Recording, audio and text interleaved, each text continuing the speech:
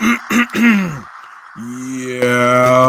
good evening, everyone in the USA, Canada, all over the world, Long Island, aka Strong Island, plus the five spots of Brooklyn, Bronx, Manhattan, Staten Island, and Queens. I'm your man, G Money Stacks, aka Misunderstood Lonely Nomad, YouTuber, host with the most, the unstoppable independent podcaster, and rookie podcaster of Queens, New York. And you are now listening, tuning, and rocking with the 127th episode of Off the Meat Rack Chainz New York podcast. And we have a jam-packed show for you today with some topics.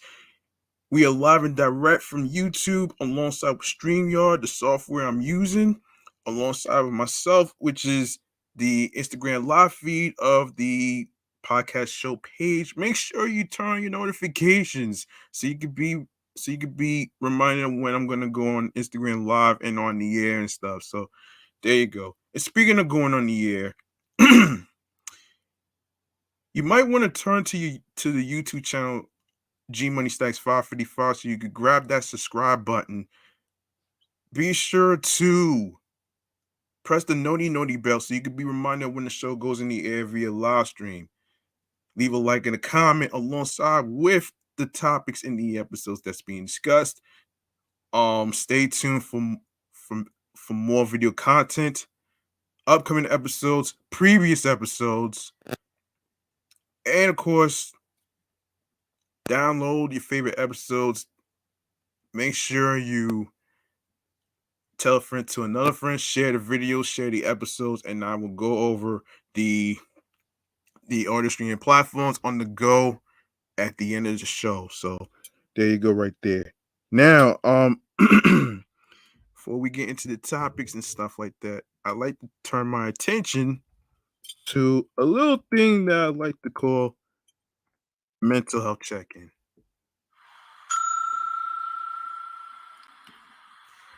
And yes, this is pertaining to your well-being as well as myself. How I'm doing mentally, physically, and spiritually, you ask. Overall, I am in good spirits.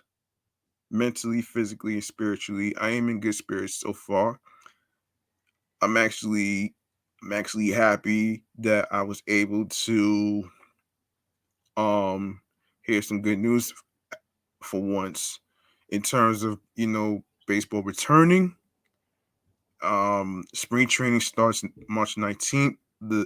Um the first game will be on Sunday, March 20th. I'm actually excited about this.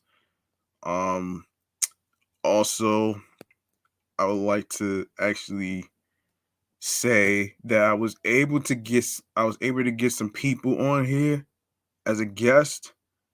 If anybody wants to be a guest on this show right here, the number one show right here, um, let me tell you something.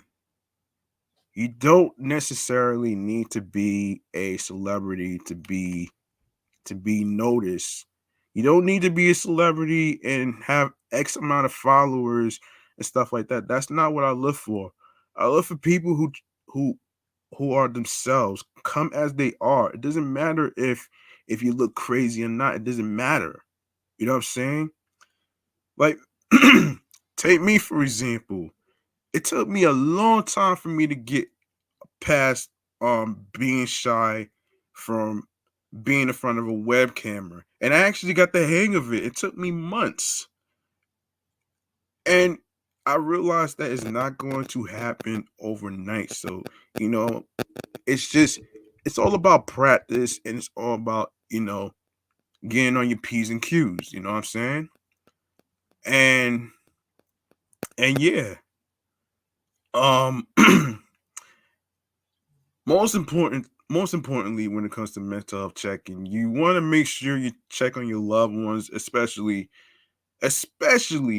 if they're going through something very traumatic, something scary, nightmarish, um whether it's like, whether it's seasonal depression, whether it's like, high functioning depression, whatever it is though, man, you know what I'm saying? It really, and I'm not saying do this, and I'm not saying do this every day. Do it on a weekly basis.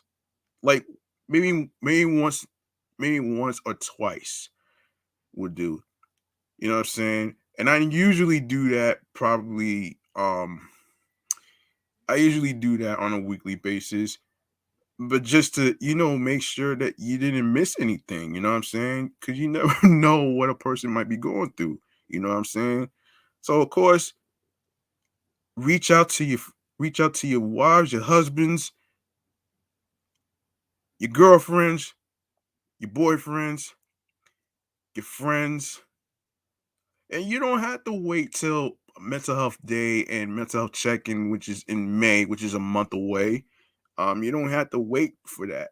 You know, you don't have to wait for that.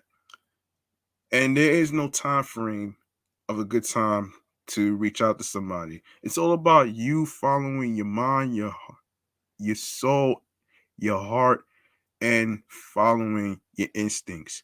That's what really matters right here in this picture. That's what really matters right here. You know what I'm saying? Yes, so that's what really matters right here, folks. So, um, so there you go, right there. Now we're gonna go into a little section that I like to call, and I like doing some transit news, so we're gonna get into some mass transit news right here, which is called the New York Mass Transit Files. All right, we're gonna make some noise for that one right here. Let me just find it right now.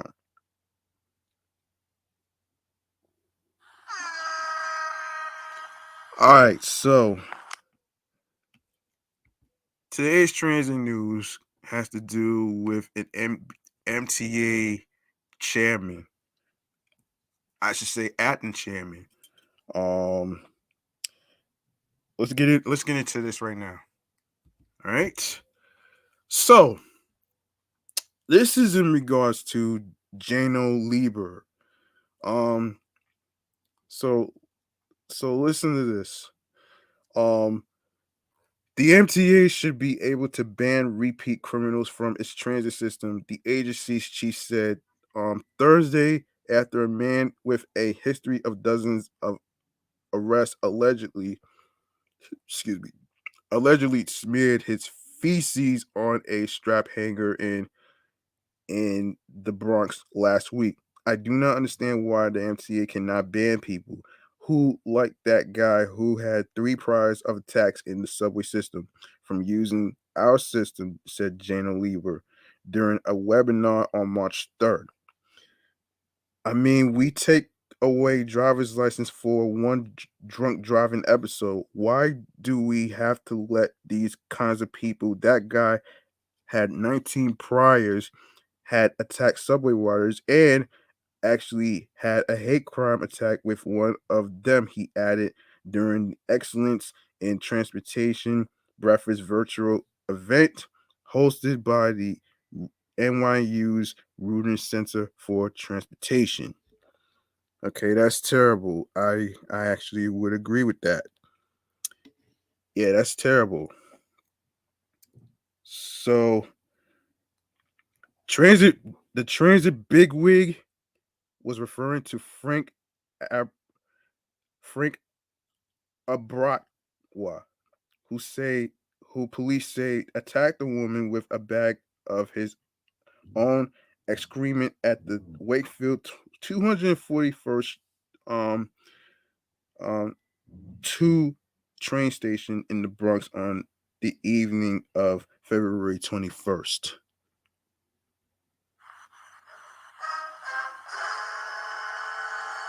Police sources told the New York Daily News that he has 44 past arrests, and he was sprung on supervised release Wednesday for a separate hate crime charge of allegedly spitting on a Jewish man in Crown Heights back in September. The New York Post reported. Okay, that's kind of dumb. Lieber condemned the Brooklyn court's decision to let Abrakwa out in a statement late Wednesday saying it defies common sense. I'm not a criminal justice expert, but I don't understand how someone who commits this kind of assault, which was violent, horribly victimizing a transit rider, can just walk free even when he has four other open cases against him, including two other transit assaults and a hate crime charge. It defies common sense, Lieber said. The state already authorized judges to bar people from the metropolitan transportation systems, excuse me, um, metropolitan transportation authorities system for 3 years if they are convicted of a sex crime against an agency employee or a rider under a law passed in the April 2020 state budget and pushed by then former Governor Andrew Cuomo. Judges have issued those sentencing conditions only twice in nearly as many years, once in the Bronx and another time in Brooklyn, according to Lucian um, Schaufman, um, a spokesperson for the state's Office of Court Administration. However, barring people from the city's vast subway network of 472 stations and many more entrances and exits is a Herculean task. Even when the MTA completely closed its stations overnight during the early slamdemic, the agency was not able to stop trespassers from getting inside, and some transit workers were assaulted, the city reported. The nightly showdown, no, excuse me, shutdown also didn't stop a serial killer who went on a 14-hour stabbing spree on the A train in mid-February 2021, killing two people and injuring two more, all of them homeless, with his last victim getting slashed at the 1 a.m. closure in an uptown station stairwell.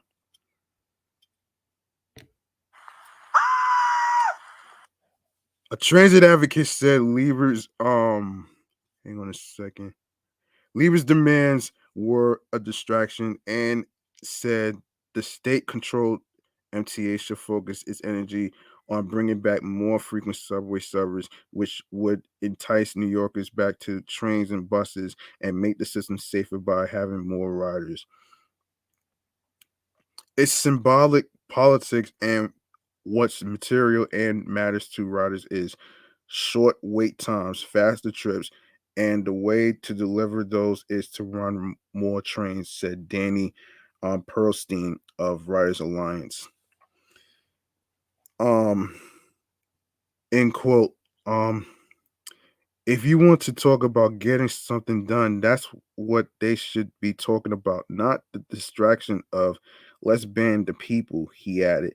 I get it. We're all angry. I think people have a right to be angry, but let's talk about policy that works.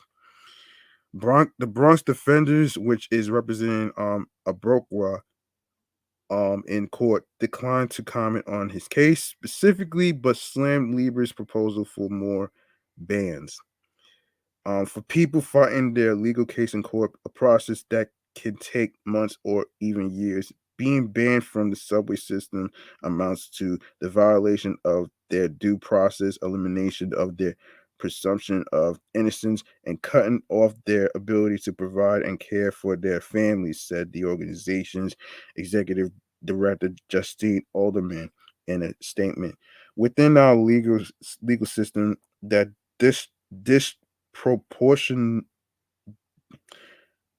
disproportionately targets and imprisons black and brown people. This type of punitive and knee-jerk reaction would only perpetrate racial segregation in our neighborhoods. Well, I don't know, man, because I don't know, man. This is just crazy, man. But I don't know. Hang on a minute here. Yeah, there's some many people actually um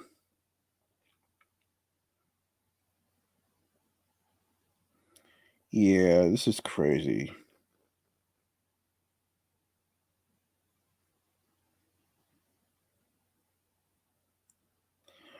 So there's some comments. I know mad people commented on there. I'm probably gonna read a few.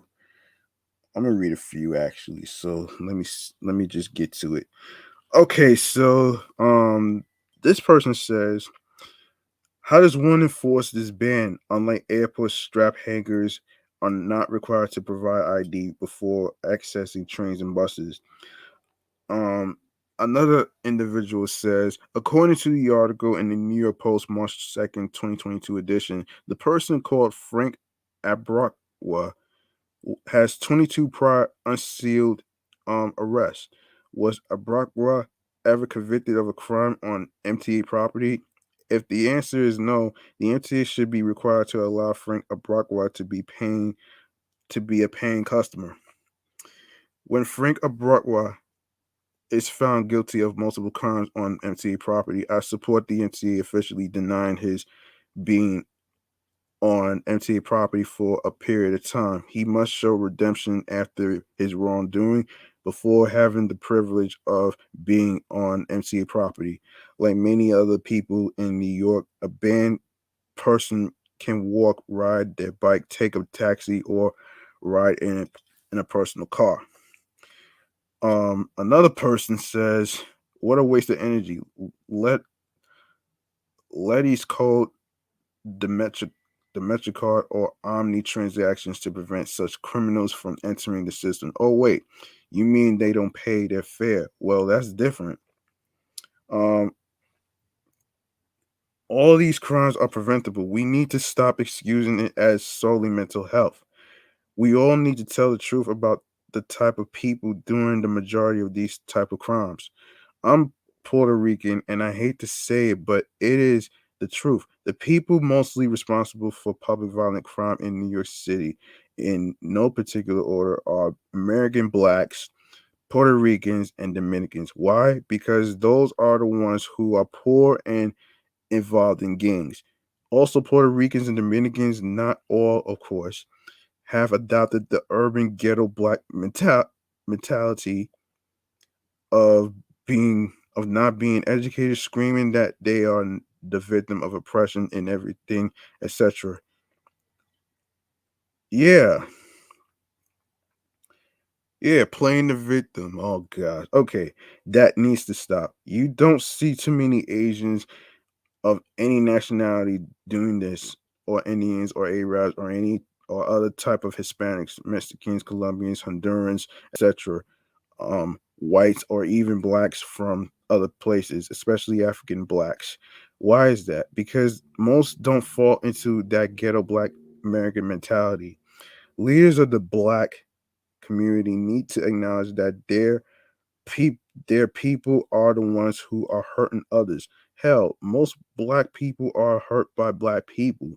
It will never change until black people realize they aren't any more special than any other race. Every person in every race has a responsibility of keeping up a civilized society. When a person or a group of people can't even regulate their own, it harms the rest of society, as we see with all these news stories. Yeah, this is actually true, man. Um, this is true, and I hate the idea. I hate the idea that okay, there's certain things that I could agree with, right? I mean, think about it though, man. As a New Yorker, right? Let me just put myself on screen. As a New Yorker from Queens, from Southeast Queens, New York, whenever I hear stories about certain individuals, committing these crazy crimes in subway stations, whether it's slashings, whether it's stabbings, whether it's pushing innocent bystanders to the train tracks or whatever. Like it's just, to me, it makes me disappointed because number one, I'm not saying all I'm not saying all Black Americans, all African Americans, however they call it these days, are doing these things, but there's certain, like I said before previously, there's some good Black folks and there's some bad Black folks, okay, that's doing all these crazy ass crimes. Like, for me, this is why a lot of people, this is why, subway riders don't feel safe anymore, because you hear stories like this all the time. And it's not, and look, and as I said before, as I previously said a couple of days ago, as I was talking with somebody, um, crime is not gonna go down. We all know crime's not gonna go down when it comes to the MTA subway systems and train stations and whatnot. We all know that. But at the same time, as I was reading that person's comment, we need to stop using before I even say this, there's some homeless people that actually making things bad for subway riders too. There's some who are basically, mentally ill, and there's others that so-called mentally ill is just basically playing the victim. Like, you know what I'm saying? Like, to be to be quite honest with you, I can never look, let me say this though before I even move on to the next subject. Mentally ill or not, you can't use that as an excuse to cover up a crime that you just did. You understand what I'm saying? And in order for people to feel safe to go on subway trains and stuff like that, there's gotta be some ways to actually do this. And I don't know if banning a person who did horrible acts is gonna actually do anything. I doubt that's gonna do anything. There's gotta be some better ideas, man. You know what I'm saying? Just do better, MTA.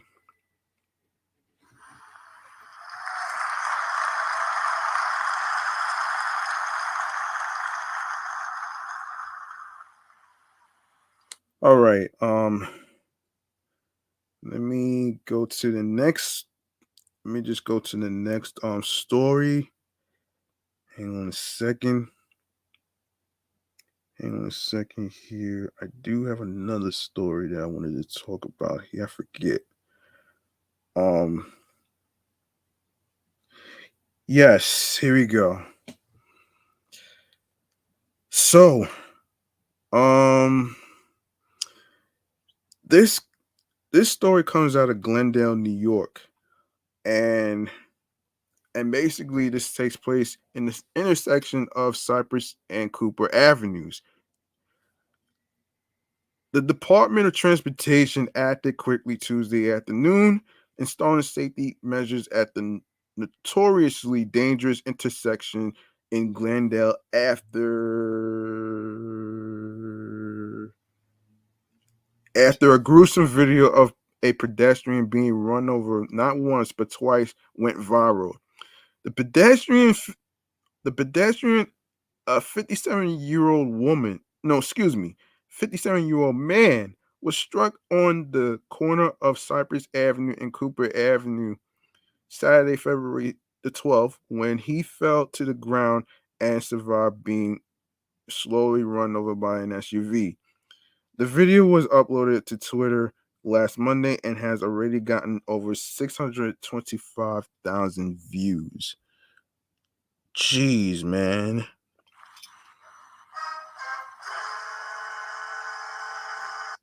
Okay, Queens, Cypress Avenue, and Cooper Avenue pedestrians struck by two vehicles 2 days ago on February 12th, 2022, which is this year. Um, in the in the Hold on. Let me just get this. So this is what's going on with the DOT and what they installed an all pedestrian phase, meaning all cars stop and pedestrians walk at the same time. At the intersection of Cypress Avenue and Cooper Avenue on Tuesday evening, just after local elected officials gathered at the intersection calling for action. DOT installed delayed green signage, meaning the light will not immediately switch to green after the crosswalk signal turns red. A video taken by resident Molly Loffer shows the progress at the intersection. The new crossing has nearly eliminated the constant honking there, Loffer said. You can hear birds chirping, citing aren't loud cars. Um, cars are loud. Carolyn Shadood is another resident and longtime advocate in the community who shared how unfortunate it is that a horrific crash like this had to happen before reasonable safety measures were installed. There are ways for the DOT to make intersections safer right now when enough community members come together demanding it, Shadu said.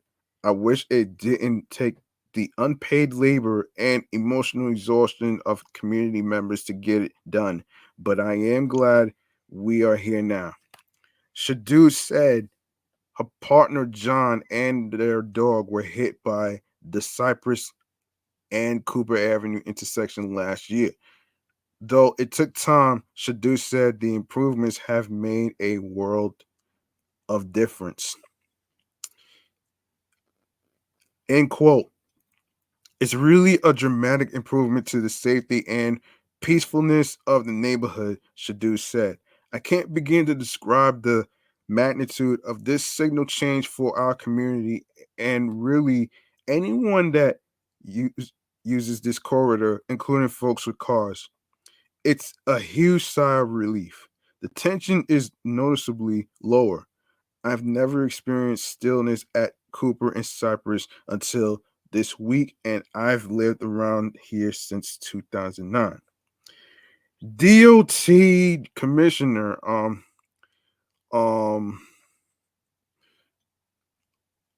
Dennis Rodriguez said that traffic violence is a solvable crisis. Under Mayor, under Mayor Eric Adams' administration, DOT has pledged to improve 1,000 intersections with traffic signals, raise crosswalks, and other expanded pedestrian space and visibility measures. Rodriguez said to prevent a crash like this from happening again, enforcement is also essential. Enforcement will also play a key role in keeping New Yorkers safe, Rodriguez said. This crash occurred because two vehicles failed to comply with the law and yield for pedestrians. That's unacceptable. I have a team at DOT working as we are speaking right now, looking at all possible designs and signaling improvements that will make this intersection safer. A week after the pedestrian was run over, two teens were injured in yet another crash on Cooper Avenue in Glendale.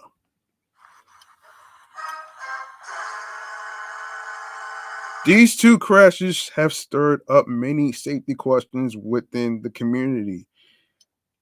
Safety is a top priority for Mayor Adams and for myself and for all New Yorkers who are committed to turn this city into a safer one for pedestrians and cyclists, and especially for our seniors and our children. Hmm. And some comments from individuals. This individual said, "Great video, kudos. Happy to see the humane progress. Those intersections are large enough to have warranted this a long time ago. I hate crosswalks. My experience being that when one car stops for me, the one behind it has no idea what's going on and then drives around the stopped car and comes right at me. And of course, another one says, so in the video, why didn't the bicyclist and moped stop? Exactly. Exactly. Exactly. Exactly. That's a good question. That's exactly a good question right there, man. We don't have all the answers to all this stuff, man. Hold on a second. Yeah, we don't have all the answers to all this and what's going on. So, you know what I mean? But everybody, every single person, including the DOT Rodriguez and of course Mayor Adams, is actually doing the best they can to actually do um some planning on how to make things a little safer again. And yeah, so there you go right there. Um all right, so we're gonna get into, hold on a second. All right, before I set this up, um let me just get my sound effect ready. So we're gonna get into a little thing that I like to call chatting on the jazz.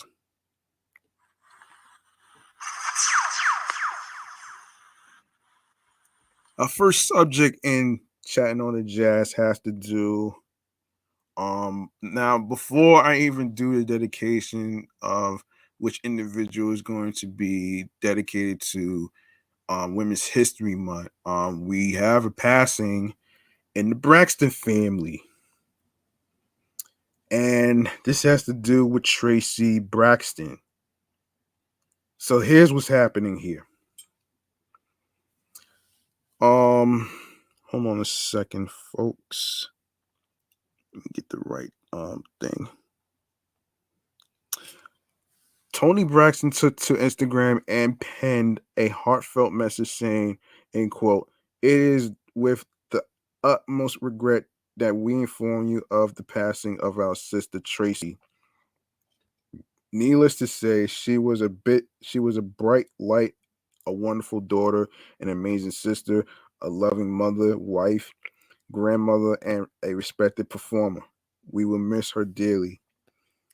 Um Traci, the sister of Toni Braxton, has died, TMZ has learned.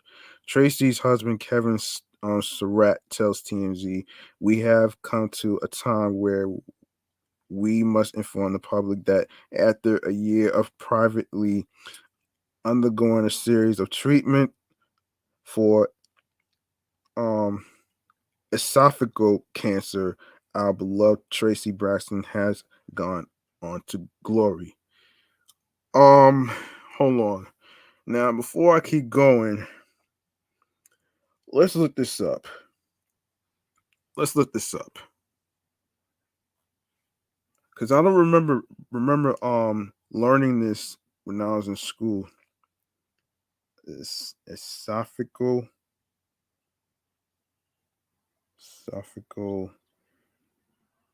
esophageal cancer. What is it? Okay. Now, hold on a minute. I'm gonna actually find out what this is. So let's get into what is esophageal cancer for a sec before I continue with this. Now, so hold on a second. Hold on a second. I want to actually know what this is though, like, cause it's not esophageal cancer and squamous cell. Oh boy. Give me a second, folks. I'm trying to get a better understanding of what this thing is about so I can actually inform you on what this is pertaining to. Um, Hang on a minute. Hang on a minute here, because this is something that people should have learned in science class, if you catch my drift. Um Okay, what is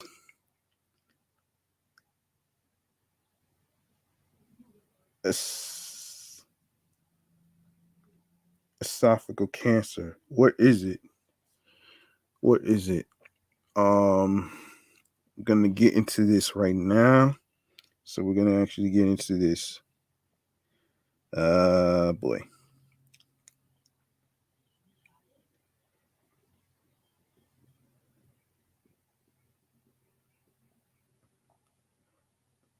Okay.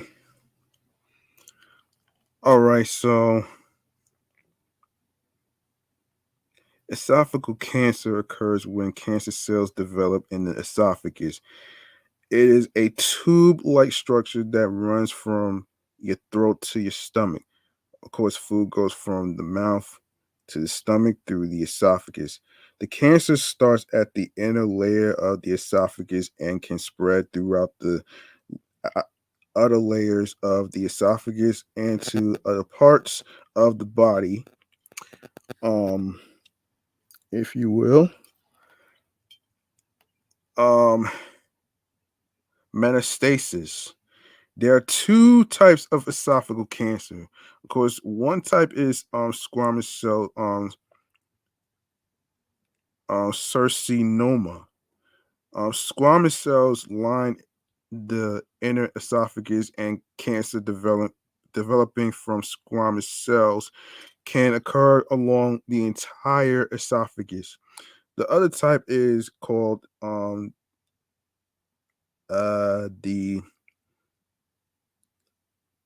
adenocarcinoma. Adenocarcinoma. This is cancer that develops from gland cells. To develop aden- adenocarcinoma of the esophagus, squamous cells that normally line the esophagus are replaced by gland cells. This typically occurs in the lower esophagus near the stomach and is believed to be largely related to acid exposure to the lower esophagus. Of course, the symptoms behind esophageal cancer early on, there may be no symptoms. In more advanced cancers, symptoms of esophageal cancer.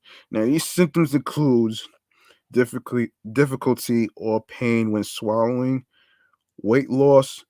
There's pain in the chest, behind the breastbone, coughing, hoarseness, indigestion, and heartburn. Some risk factors. Okay, it includes smoking or other use of tobacco, heavy tobacco use, um, gastroesophageal reflux disease, in which contents and acid from the stomach back up into the esophagus. Barrett's esophagus is a condition that affects the lower part of the esophagus and can lead to the esophagus and can lead to um, esophageal esophageal cancer. Um, Barrett's esophagus may be caused by GERD. Over time, stomach acid in the esophagus can cause changes in the cells that increase risk from and no, excuse me, adenocarcinoma. In addition, certain groups, men, the elderly, and people who are obese, are at greater risk for esophageal cancer. Risk of um, adenocarcinoma of the esophagus is higher in white men, but squamous cell carcinoma of the esophagus is more common in Asian men and men of color. Now, how is esophageal cancer diagnosed? Of course, to diagnose esophageal cancer, your doctor will review your symptoms, medical history, and examine you. In addition, they may order certain blood tests and X-rays. For tests, esophageal cancer may include um, barium swallow X-ray, in which you drink a liquid that coats your esophagus. This makes the esophagus stand out on the X-ray so that your doctor can identify certain problems. Um, endoscopy. The doctor passes an endoscope, a thin lighted tube down your throat into your esophagus to examine it. Um, endoscopic ultrasound uses sound waves to provide more information about the extent of tumor involvement in nearby tissues. Biopsy during endoscopy, uh, the doctor can take cells or tissue from your esophagus. The cells are examined under the microscope for the presence of cancer. Other tests includes computed tomography scans, um, positron emissions um, tomography scan, um, thorax um, thoracoscopy, and laparoscopy may be performed to determine if the cancer has spread or um, metastasized outside of the esophagus. This process is called staging. The doctor needs this information, blah, blah, blah, and this information in order to plan your treatment. Um, so the stages goes like this. Abnormal cells, not yet cancer, are found only in a layer of the cells that line the esophagus. Stage one, cancer cells are found only in the layer of cells that line the esophagus. Stage two, the cancer has reached the muscle layer or the outer wall of the esophagus. In addition, the cancer may have spread to 1 to 2 nearby lymph nodes.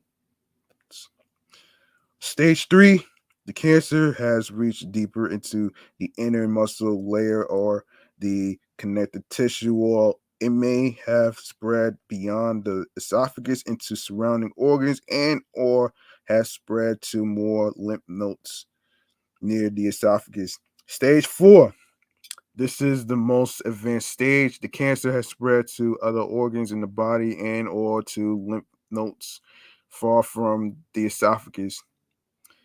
And of course, there's several tests to determine the stage of esophageal cancer, which includes a chest X-ray, um, um, bronchoscopy, the trachea, which is the windpipe, and airways are examined with the bronchoscope, a thin lighted tube that is inserted through the nose or mouth. This test is used to check for cancer involvement in the trachea or branching airways. CT scan, a procedure that creates sharp pictures of the inside of the body. Um, and endoscopic ultrasound or endosonography, used during um, and and endoscopy. I'm sorry for getting a little tongue tied here, folks. These little scientific words can be a little hard to pronounce, but just stay with me. All right. Of course, this is used during. Yeah, I already read that part. Sound waves bounce off organs in the body to create pictures called sonograms. This test can provide more information on the size and extent of the tumor. Um, um, thoracoscopy. Thoracoscopy. An endoscope is placed into the chest through an incision to examine the inside of the chest to look for lymph nodes and other chest organs that may have cancer spread. Biopsies can be done during this procedure. Um, um, lap, wait, laparoscopy. The lighted tube is inserted through an incision in the abdomen to determine the ab- abdominal organs and take tissue samples to check for cancer spread. How is esophageal cancer treated? As with many cancers, esophageal cancer treatment has a greater chance of success if the cancer is caught early. Unfortunately, by the time esophageal cancer is diagnosed for many people, it is often already in an advanced stage, has spread throughout the esophagus and beyond. Oh boy.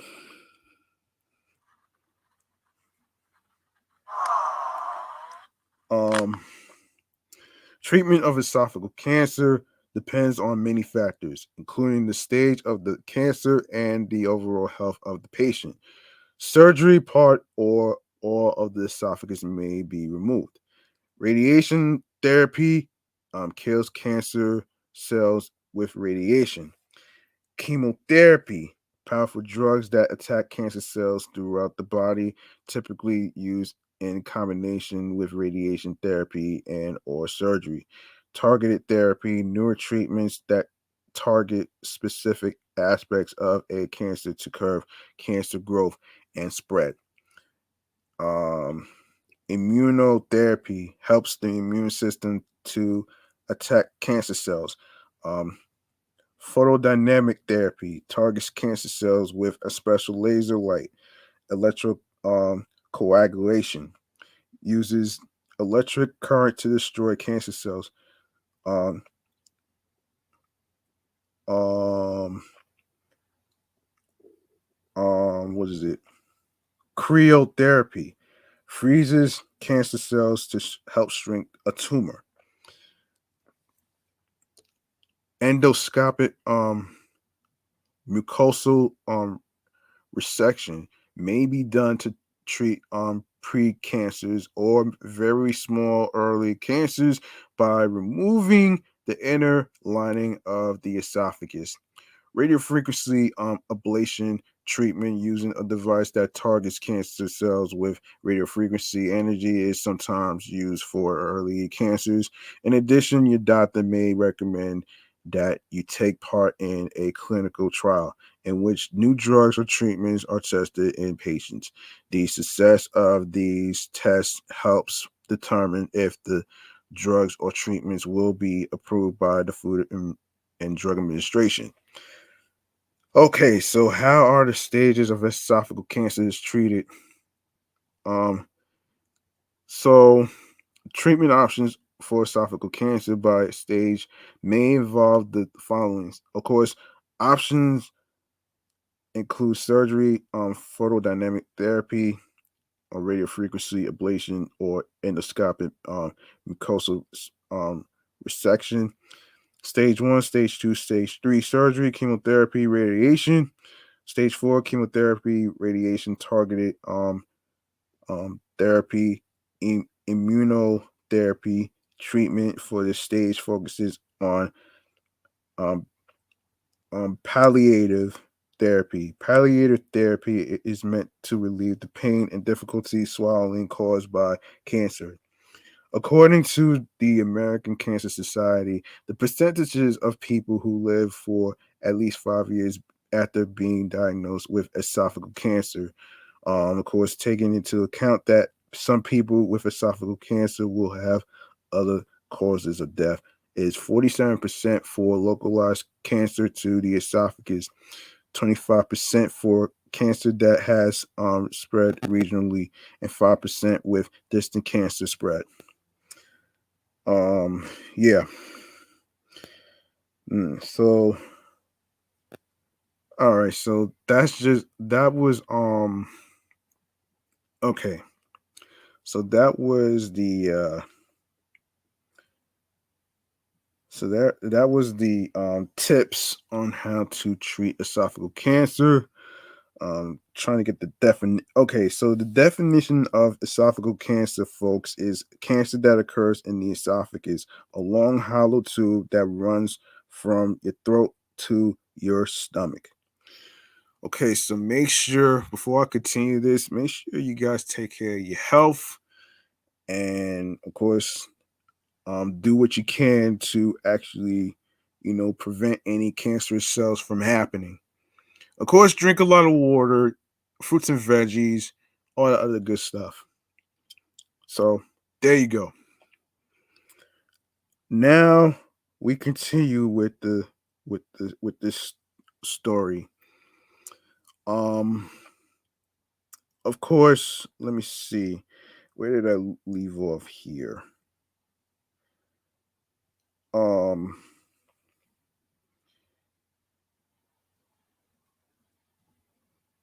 yeah. Okay. So hold on a second. Um, daily. Hold on.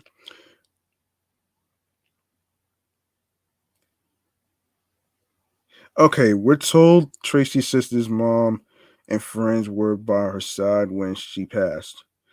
Tracy appeared on the family's reality show Braxton Family Values. She was an actress best known for Sinners Wanted. She also appeared in There's a Stranger in My House and Cha. She recorded a hit song Last Call that rose to number 16 on the Billboard Hot 100. She also recorded Broken Things featuring her sisters Tony, Tawana, and Trina. As you know, Tracy has famous sisters Tony, Tawana, Tamar, and Trina. The family has experienced other recent tragedies. Her niece Lauren Braxton died from a heroin and fentanyl OD back in 2019 at age 24.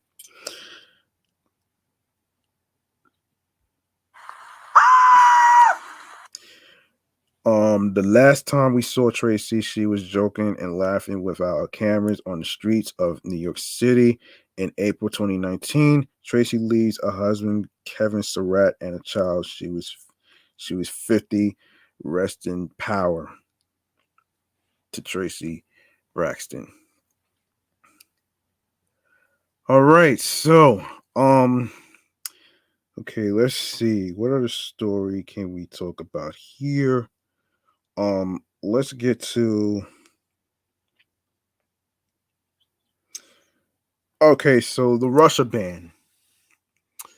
All right, so this is according to the Washington Post.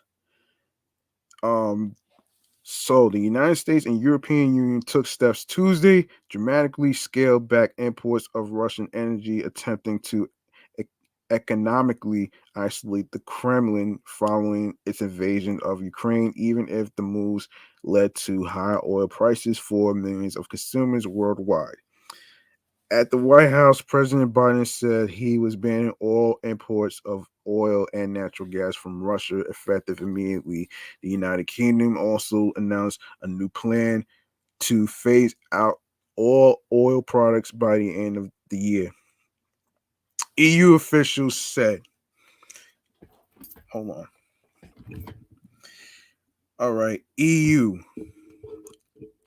Hold on a minute, folks. Okay, EU officials meanwhile unveiled a separate plan to cut Russian gas imports by approximately two-thirds this year, though questions quickly emerged about whether the European nations would be able to achieve that goal.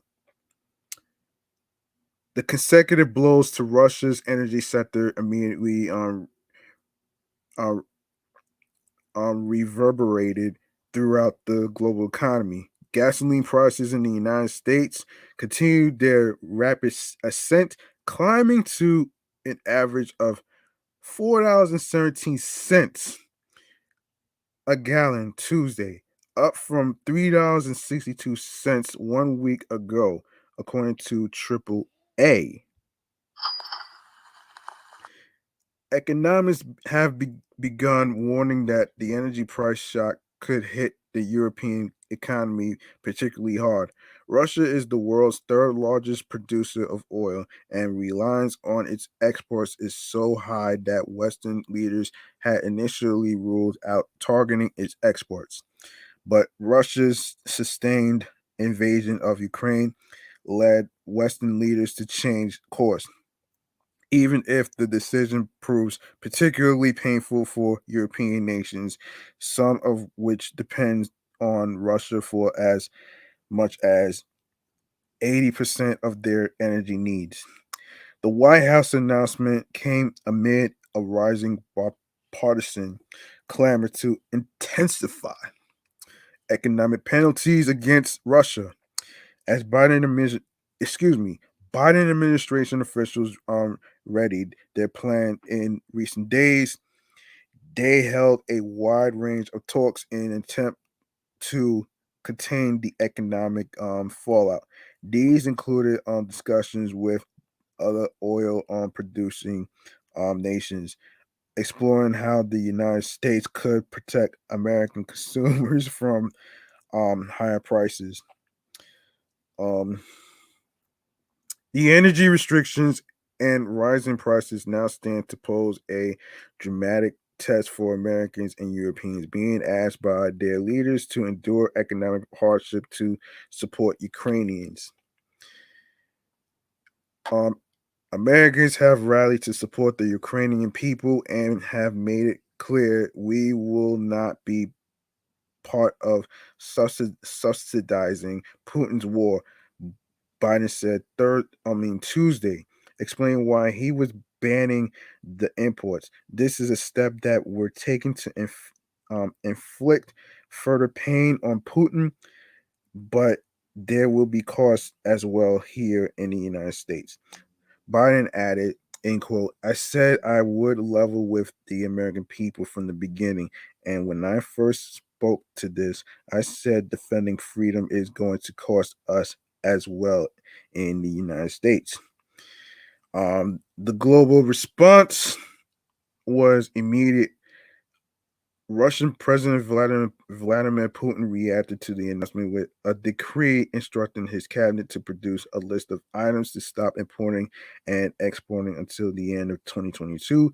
Russia also this week threatened to cut the flow of gas via the Nord Stream 1 pipeline to Europe in response to the West's financial penalties.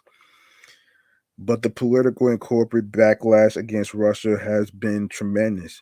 Also on Tuesday, global energy giant Shell apologized for past purchases of Russian petroleum products and agreed to phase out all involvement with the country's oil and gas industry. It joined ExxonMobil and BP in suspending its operations in Russia. Ukrainians, meanwhile, were encouraged by steps taken by the Europeans and Americans to reduce dependence on Russian energy imports, according to Sergei um, Nikiforov, a spokesperson, a spokesman actually for Ukrainian President Zelensky. But Ukrainian leaders have also pushed the West for a much broader ban on Russian goods. We would like to have an embargo on all Russian goods and services, not only oil and gas. We want all world ports and all world channels closed for Russian vessels. Um, Nikiforov said in an interview. Everyone should try to do more, but it is important that those countries started taking some steps to reduce their dependence on Russian fossil fuels. The United States has already deployed a number of economic measures to hurt Russia, including imposing sanctions on its central bank and on um, oligarchs close to Putin. But none is nearly so sensitive to the White House politically as energy prices. Biden has already spent much of the past year on the defensive over inflation, and gas is the most visible commodity paid for daily by tens of millions of American consumers. Signs have emerged that the new moves could push costs even higher, with some analysts speculating that average gas prices could breach $5 a gallon later this year. Higher gas prices affect many sectors of the economy. Airlines raise their prices, passing along the higher cost of consumers. Drivers often change their behavior, cutting back on travel, and prices on products that are delivered by trucks also can increase, creating a new wave of inflationary pressures. Russian oil accounts for only roughly 3% of U.S. consumption, and these imports are expected to be easily made up by other sources in the United States. And while the Europeans are highly dependent on Russia's gas, the plan they introduced Tuesday appears to allow for the continued importation of Russian products if alternative energy sources do not materialize in time. Still, analysis say the moves inject unprecedented turmoil in energy markets at the time when many countries already are struggling to confront various forms of inflation. Currently, Russia produces about 11% of the world's oil, or roughly 10.5 million barrels a day.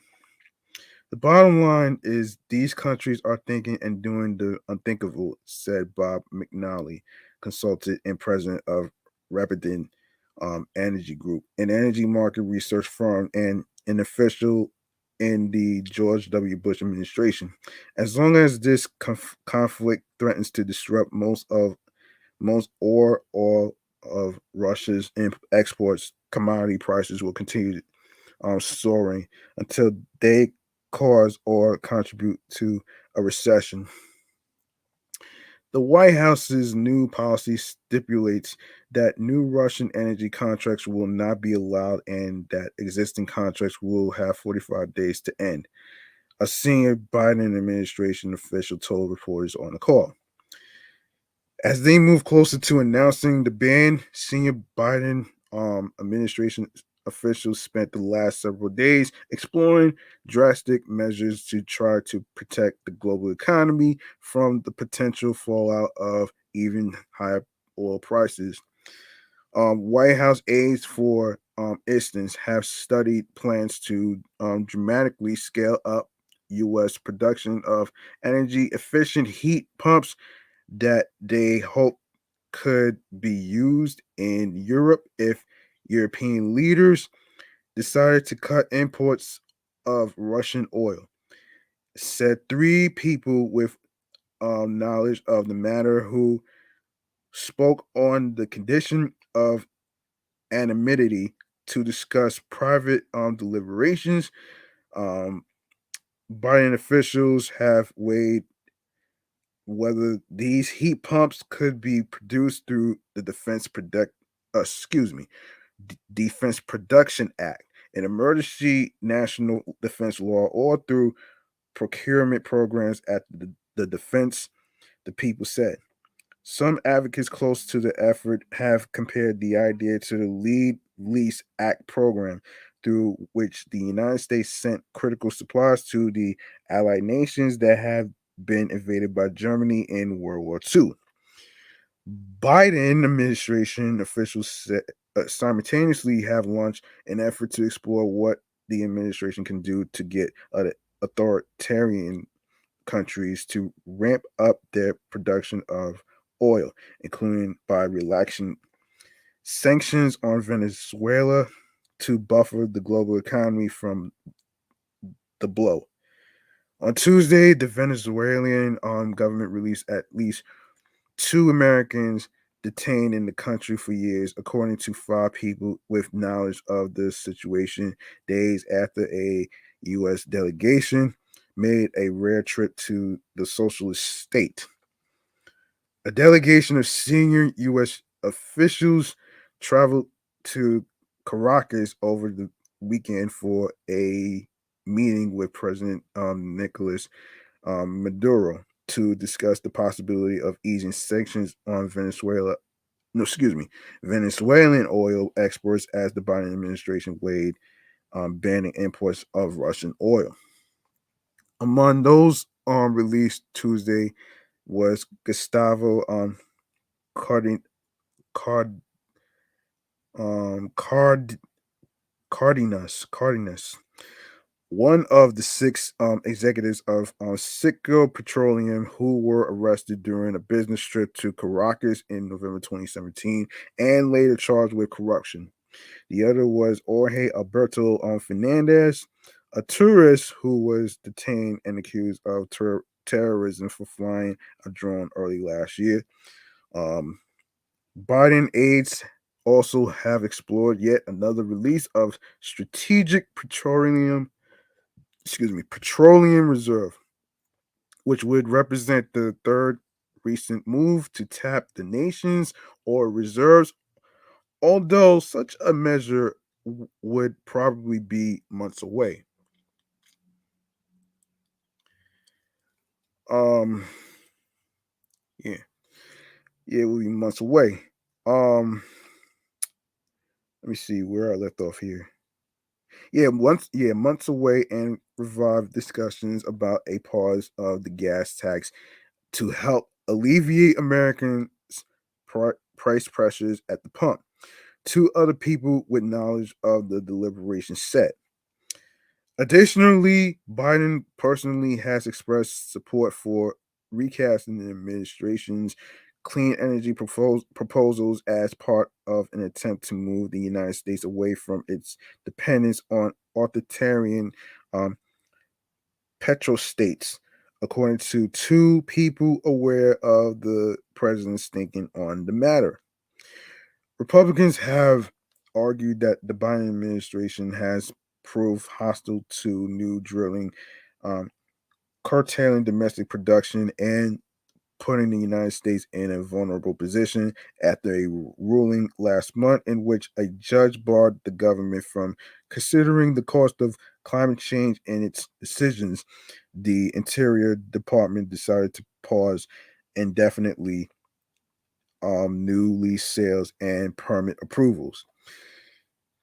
I don't understand the sort of religious zealotry that they have against increasing domestic production, said San Marco Rubio.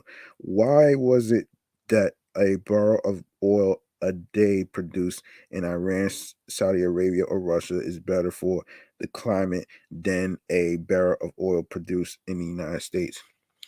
White House Press Secretary Jen Psaki said Monday that the oil and gas industry has 9,000 approved permits to drill on public lands that it has yet to use. Um, on Tuesday, Biden made a direct appeal to energy companies calling for restraint in how they price their products. He warned them against price gouging and told them not to exploit this situation or American consumers. Some Democratic officials have said that the moves are necessary to punish Putin, even if prices spike. History is going to remember much better what we did or did not do to stand up for freedom than it is going to remember the inflation rate or the price of gasoline in the spring and summer of 2022, said Larry Summers, a former Democratic Treasury secretary who remains in close contact with senior White House officials. Yeah, yeah. Here's the thing about that, though, man. Look, I get that a lot of people. I get that a lot of people are actually complaining about the whole gas prices shit that's going on, right? Like, to be honest, we are in a middle of a senseless war be- between what's going on in the Ukraine right now. That's one of the biggest problems that we've been hearing for the past couple days, all because of an evil villain, Vladimir Putin. All right, and to be quite honest here, man, with the whole gas prices going up and stuff, I'm gonna probably do like an analysis on why, because I never understood why it actually every gas station in the US, especially here in New York, New Jersey, Connecticut, and other states, is actually gas is rising and stuff like that. So I'm probably gonna do an analysis on that in a future episode. Probably not today in this episode. But yeah, it is a hassle with drivers in terms of the high gas prices that's going up and stuff like that. But that's only because of the idiots in Russia who's attacking Ukraine that didn't do anything. And the part with the inflation, this is basically facts. You know what I'm saying? And you know, I wish that this didn't happen to these people. And I've seen images lately in regards to the buildings being destroyed, people's homes, the medical centers being destroyed, um, you know, people with sons and daughters going missing, some people getting killed and injured and stuff like that. Y- sh- When you hear shit like this, that shit is heavy, man. You know what I'm saying? Um Anyway, man. Um, Now before I go into deep with this story right here, we gotta move on to the next one right here, man. And hopefully, and and one more thing, I know a lot of people in the Ukraine are probably struggling for food and water and stuff. So of course, there's a lot of people that's volunteering to um, send water, food, clothes, all that other stuff is actually a way of being a good Samaritan, which is also a good idea. So there you go, right there. If you want to do that, you can go ahead and do that, though, man. So that's actually a good way to, you know, to be to be, um, proud. So there you go. On to the next one. Okay, so our next story, in honor of Women's History Month, this goes to Regina Hall. She's an American actress. She's an American actress that was born on December 12th, 1970. She rose to prominence for her role as Brenda Meeks in the comedy horror scary movie film series. She has since appeared in the television series Ally McBeal, Law and Order, LA, Grandfathered, and Black Monday.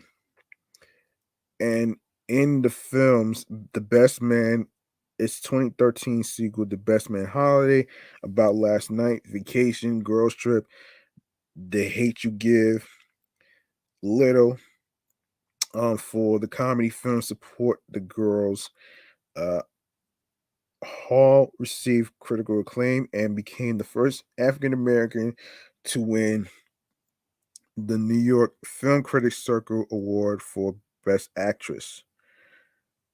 Hmm, interesting. Let's see.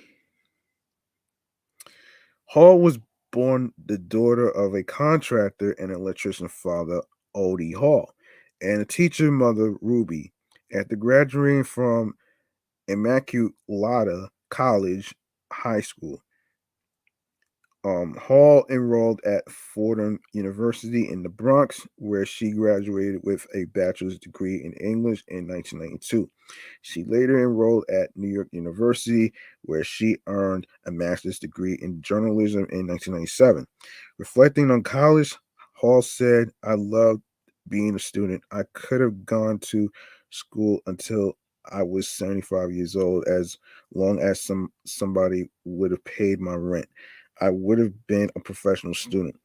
She wanted a career with impact and envisioned a career in writing or journalism, but Hall's first semester of graduate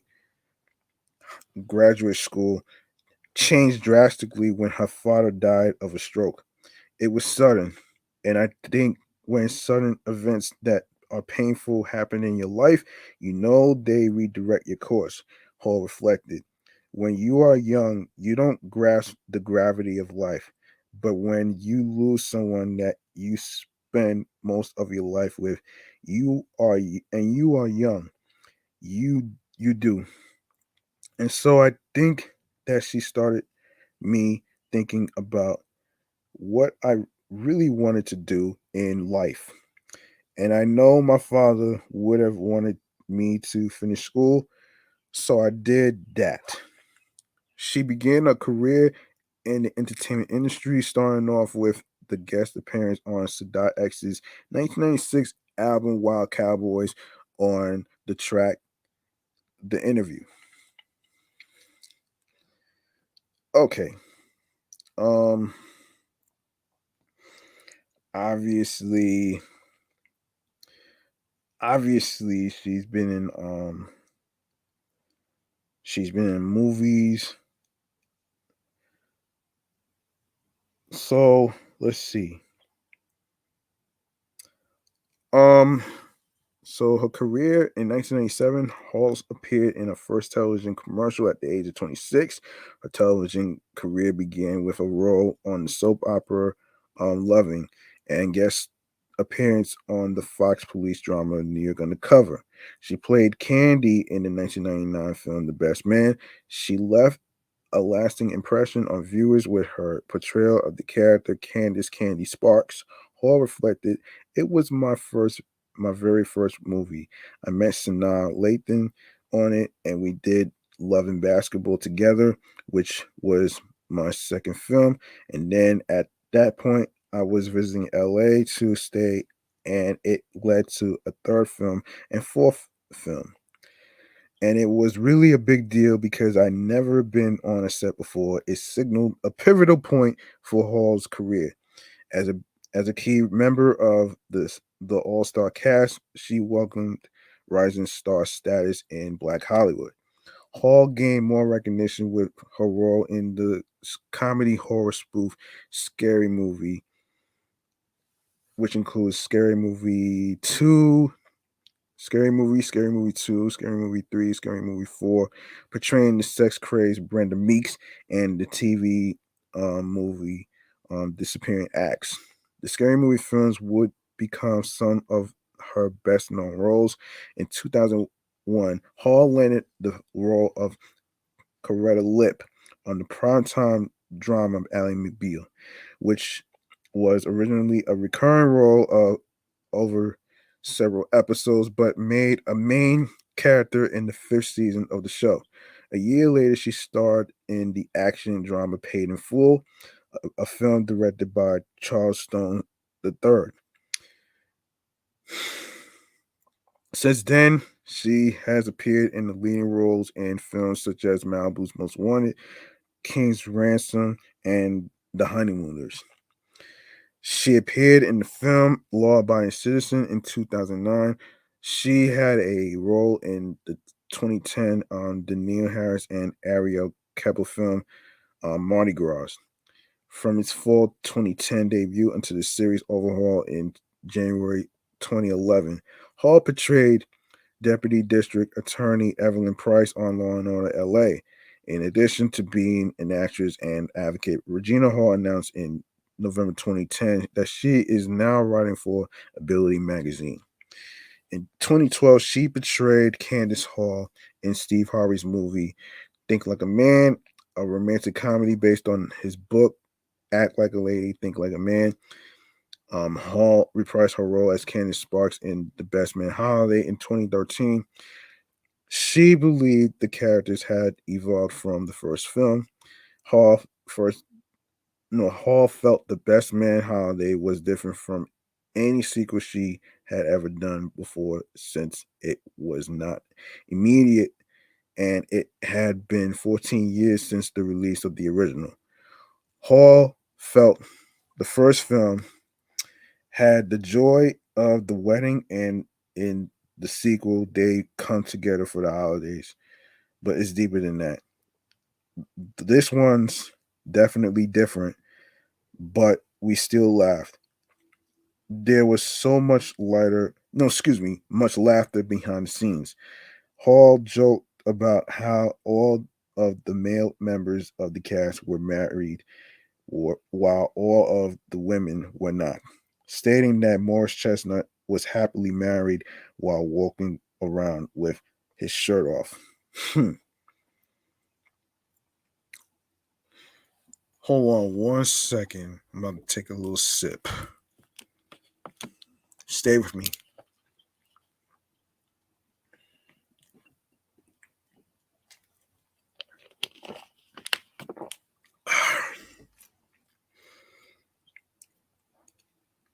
All right.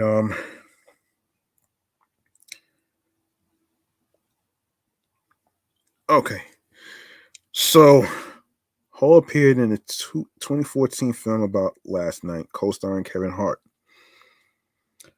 She and Hart were seen as the film's highlight, as they had a great dynamic together, and the two were credited with having the funniest lines in the film. All of the cast was seen as having a perfect mix of charisma and likability. Jessica Herndon of the Associated Press stated Hart and Hall are the best part of this film. They played a couple you know all too well. Fiery, a bit able to press one another's buttons, and always caught in the makeup to break up game. Negative reviews of the film also praised the pairing of Hall and Kevin Hart. Um, Mick LaSalle of the San Francisco Chronicle expressed that um, Hart was well paired for Hall, who matches him for comedy. At the time of the film's release, both Hall and Hart expressed interest in working on other projects together. About Last Night was her third assembled film, and Hall reflected that she learned from actors she worked with in ensembles. Hall reprised her role as Candace Hall in Think Like a Man 2. She revealed what members of the cast partied the most in the film shortly before the movie's release. Everyone kind of had their fun. I'm not gonna lie. We went out, we gambled. Kevin Kevin Hart parties. There were parties and we all went. It was good fun. In July 2014, it was announced Hall would star in a Lifetime film entitled With This Ring with Eve and Jill Scott. In 2015, film in the 2015 film People Place Things, Hall had a major role as the love interest of a newly divorced man. In 2016, Hall was in Barbershop The Next Cut. She played the role of Angie, one of the hairstylists, alongside Ice Cube, Common, and Eve. In 2017, Hall co starred in the comedy film Girls Trip, which became a critical and commercial success. In 2018, Hall was part of the assembled cast of the drama film The Hate You Give, based on the 2017 novel. Hall had the lead in Support the Girls, a film directed by Andrew um, Bajowski. For the latter, she received critical praise and was nominated for several awards, winning the New York Film Critics Circle Award for Best Actress. She is the first African American to win the award. That same year, she was invited to join the Academy of Motion Picture Arts and Sciences. In 2019, Hall hosted the 2019 BET Awards. She signed a deal with Showtime to do a comedy special through the company RH Negative. A mere months later, her company signed a deal with Viacom CBS. She is set to co-host the 94th Academy Awards with Amy Schumer and Wanda Sykes on March 27th, 2022. So there you go, right there, though, man. There you go. So happy Women's History Month, dedicated to Regina Hall. All right, now that I got that out the way, let's go to hold on, let's go to let me make sure I didn't miss anything. All right, money challenge. Now this kind of caught my attention when I saw the a little video clip of French Montana, you know, stunting with all that money and stuff. So, for those of you who may not know what that is, um, I'm gonna break it. I'm gonna inform you about this. So what is the money challenge? Rappers take on viral trend. Let's see. This is according to Capital Extra. If you haven't seen the money challenge, then you must be hiding under a rock, as the viral trend has taken over social media. Um, Many artists such as 50 Cent, NBA YoungBoy, Coi Leray, and more have taken part in the money challenge. But what is it? Here's what you need to know about the trend. So the money challenge is one of the biggest crazes on the internet right now. The viral trend has seen artists, influencers, and comedians share a photo of themselves alongside a stack of cash. However, the stack of cash is not just a pile of cash. The notes are used to spell out a statement the person makes. For example, 50 cents spelled out the word broke using the cash notes and posed besides the statement. Um, while many people are starting to jump on the trend, rapper Wiz Khalifa shared a warning about the trend.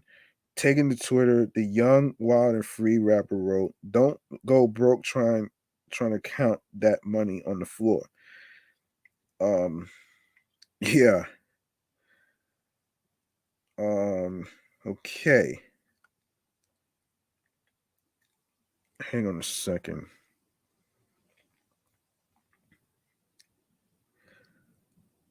So, yeah, that's crazy right there, man.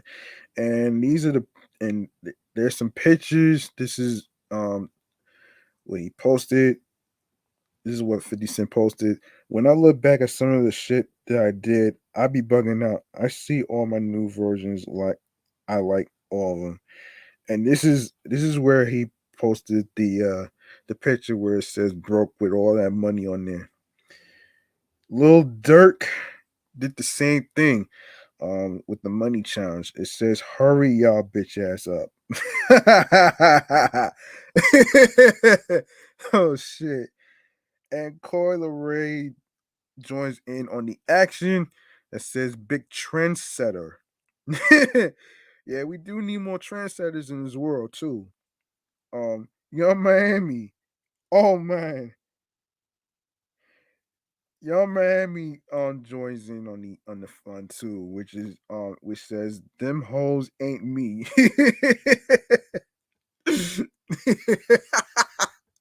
Oh man. Um so of course obviously Fabio Foreign, Soldier Boy Soldier Boy did join the action. Soldier Boy. And Gunner said Gunner put the letter P on there with all that shit though. Yeah, I'd be careful about stunting for the grand with all the money you made and stuff like that. You don't want to end up getting robbed though. You know what I'm saying? You do not want to get robbed because that's not pretty. And I have to agree with Wiz Khalifa on this one, man, because he's right.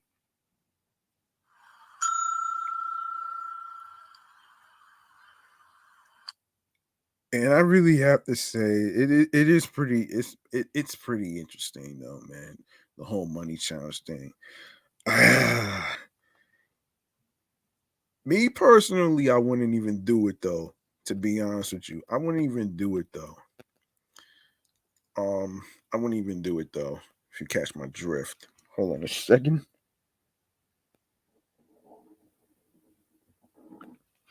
All right. Okay.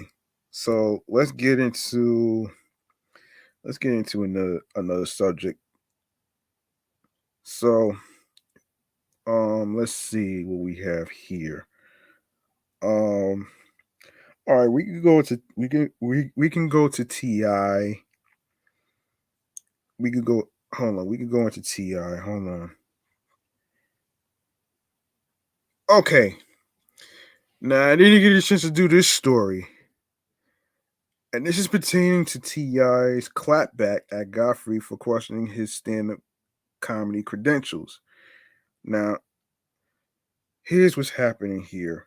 T.I. tried his hand at stand-up comedy earlier this month, which was last month in February, when performing a set at West Hollywood's The Laugh Factory. Clips showed the ATL trap pioneer touching on topics such as women getting surgery on their bodies, rules of a good marriage, and more, which looked to impress the audience on hand. Um, One person who didn't seem too fond of Tips jokes was the Build headliner for the night, Godfrey. The full-time comic recently spoke on a podcast about how he didn't see T.I. as a comedian because he doesn't know how long he's even going to take the craft seriously, and didn't even watch his set.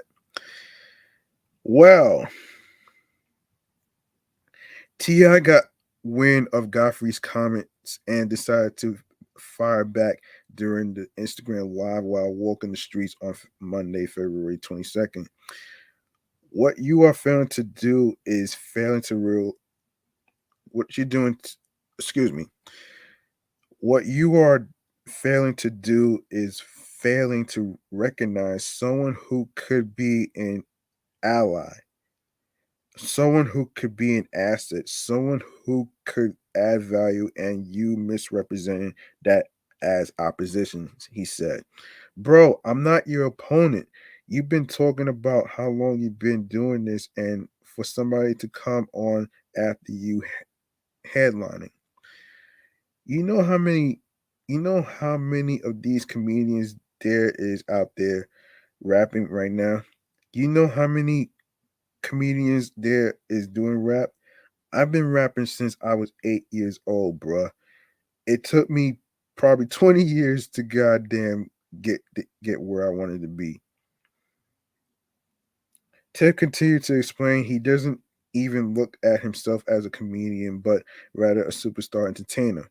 You said in your little interview is you said that he's not a comedian, and had you taken the time to come to the stage, what you said that you would not do and you should not do, but I disagree.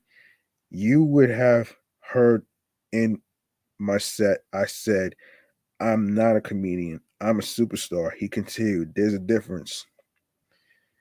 Um, the 41-year-old Grand Hustle CEO has dabbled in various different lanes of entertainment, including trying his hand in Hollywood as an actor on the silver screen. Tip continued his comedy journey on February 10th as part of Shaquille O'Neal's annual All-Star Comedy Jam in Los Angeles.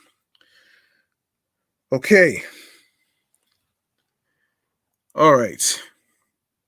Now I don't see anything wrong with a person who's been rapping for years to actually try something new. Now he did say that he's not a comedian, he's a superstar. There's a big difference. And I think Godfrey took it the wrong way, though. In my opinion, I think he took it the wrong way. Like seriously, though, seriously, like you getting mad because he went on stage to tell a few jokes.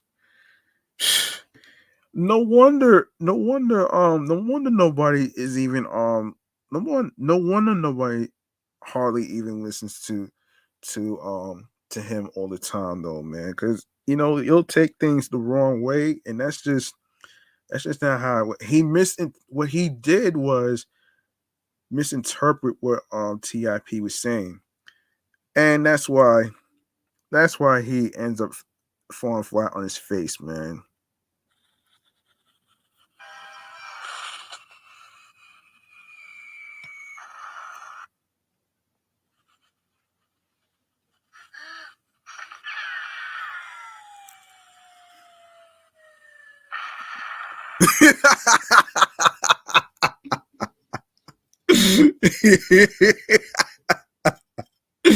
I had to play that shit to make my point, man.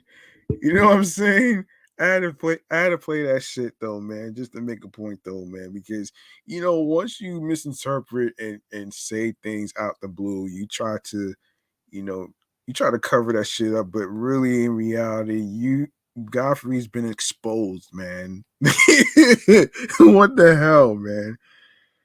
Man, your ass has been exposed and shit though, man. This is just crazy. And I have to say, man, before I even move on to the fucking subject though, man, I gotta say, man, that's game over for Godfrey right here, man.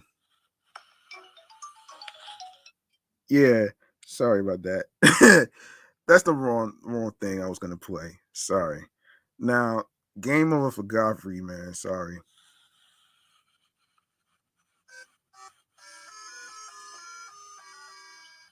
All right. Now we can go to some more subjects right here, man. Oh man. Now we could go to the next subject right here, man. Now I've been saving this for quite some time though, man. I didn't get a chance to talk about the movie The Batman, which is going to be the next thing I'll talk about. Now, hold on a second here. Hold on a second. Hold on a second. Let me set up this.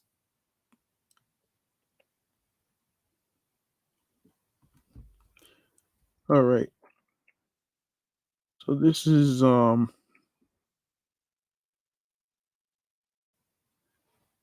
on. All right. The next segment before we even wrap up has to do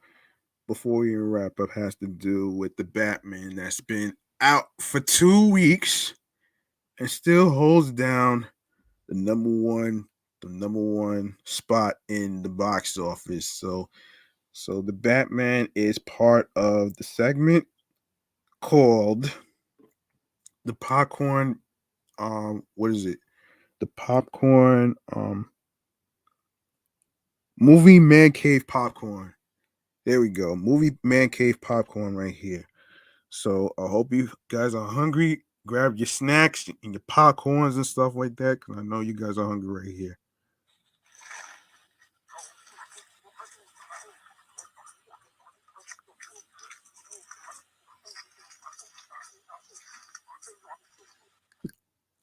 Yeah. So so the Batman has been very interesting, been booming the box office a bit. Um, we're gonna we're gonna actually talk about this actually. So we're gonna get into it right now. Okay, so what we're gonna do is we're gonna get into this thing right here. So I actually have to. Okay, so as I said before, the Batman stays strong with $66 million in the second weekend. Now that's very interesting, and that's very interesting. Um, and that's pretty lit though, man. All right, so we're gonna get into this right now. Okay, okay. So Robert Pattinson's moody superhero adventure, The Batman, prevailed at the box office again. The film earned $66 million in its second weekend of release, propelling its domestic tally to the robust $238.5 million. After only 10 days on the big screen, The Batman ranks as the highest grossing movie of 2022, as well as the second highest grossing movie since the onset of COVID-19.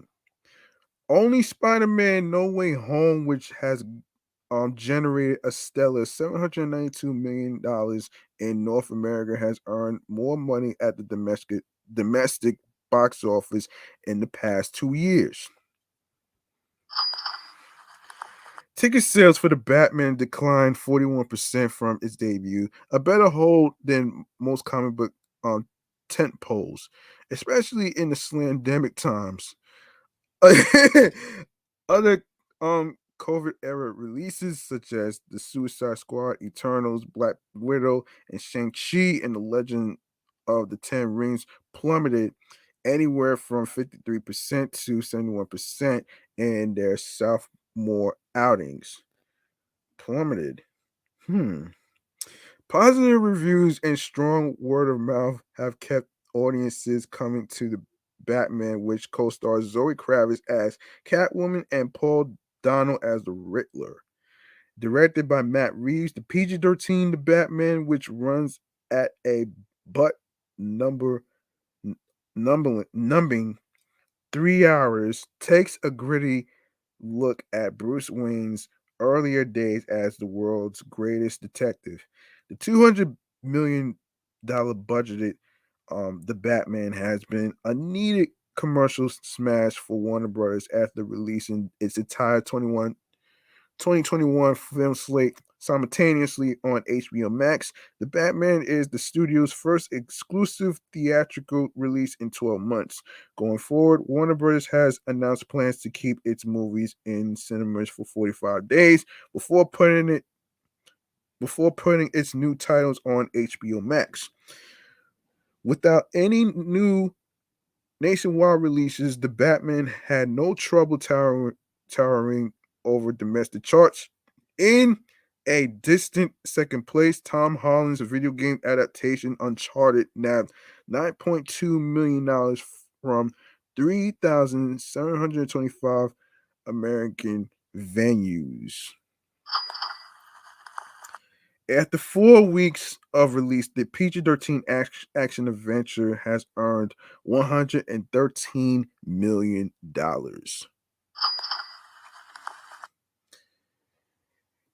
Yes, and there you have it right there, man. That was your movie man cave popcorn segment. Um, I am gonna do more of these when some interesting stuff comes on. I am gonna do more of these actually, so don't you worry. I'm gonna do more of these, so don't worry. Um, anyway, so let me check to see if I covered everything. Just give me a second, folks. Give me a second. Let me see if I covered every single topic because I want to make sure that I don't forget anything.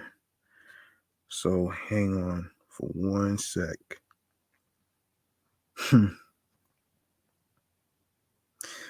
um. All right. Hang on a minute.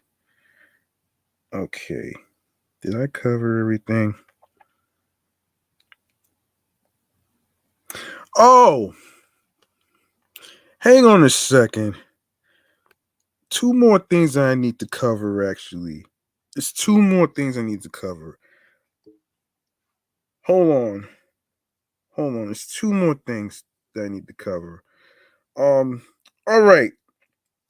Anybody looking for something to do? For everybody that's in New York, if you're looking for something fun to do, I'm here to actually tell you what's gonna go down this week. Starting with St. Patty's Day. Okay, things to do. St. Patrick's Day is approaching. If you and your friends are looking for ways to tap into your Irish heritage or just get to the tap room, today is your lucky day. Here are some here are a few things to do to kick off your St. Patrick's Day around the city. The St. Patrick's D- the St. Patrick's Day parade is March 17th, located at 5th Avenue, starting at East 44th Street and ending at East 79th Street. The New York City hosts its annual parade to recognize Irish culture and heritage. To celebrate St. Patrick's Day, the parade starts at 11 a.m. You guys are more than welcome to actually go there, but you have to get there very early. You have to get there very early. All right. Now, Lux St. Patrick's Day event, March 17th, the Flatiron Room, 175 Fifth Avenue, New York, New York, 10010. The Flatiron Room is offering an Irish whiskey tasting. There you will be educated on whiskey tasting in their private dining room at the Flatiron Room. Light snacks included. The whiskey sommelier will guide you through 6 different whiskeys from Ireland and come to appreciate the beauty of Irish whiskey. The word whiskey comes from the Irish Ewens Beta, meaning water of life. The event will start at 6:30 p.m. Tickets are $125 per person. Damn, that's a lot of money.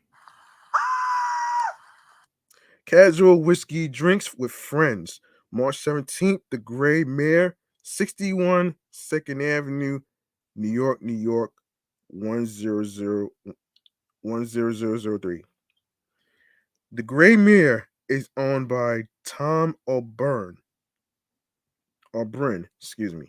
who is from Ireland. This Irish pub located in the East Village attracts those who love all things whiskey. This is the perfect spot to celebrate St. Patrick's Day with their new cocktails on the menu. The pub will open at noon. Watermark, March 17th, Seaport District, Pier 1578, South Street, New York, New York, 10006. A St. Patrick's Day celebration is not complete without a scenic view of the Manhattan skyline, Jamaica Bay, and the Atlantic Ocean. Watermark is prepared to bring you a one of a king St. Patrick's Day experience by offering Irish beer, mini kegs, and traditional St. Patrick's Day cocktails free. Wait, hold on. Yeah, free. Free. You can view the special menu here. Let's check this out. Hold on, let's check this out here. So this includes this is like the menu right here. So let's just okay, so watermark menu drinks. So this is the drinks. Hold on a second. If I'm not mistaken. Um okay, so this is the Irish margarita. Signal 16, Carafe 75 serves 5 to 6 cocktails. Jameson triple triple sec lime juice. Sullivan's Irish Red Ale can 14.9 ounces. Draft 10, um Raid Burger, Pilsner 4.8%. Sam Adams Winter Lager, excuse me. Bach 5.8%. Dogfish.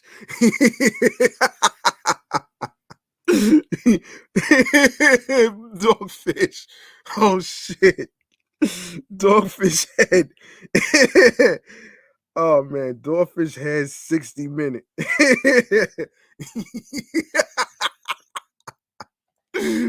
Oh man, I'm sorry for laughing at this, but this is kind of weird for a drink name. um, yeah, dog has 60 minute.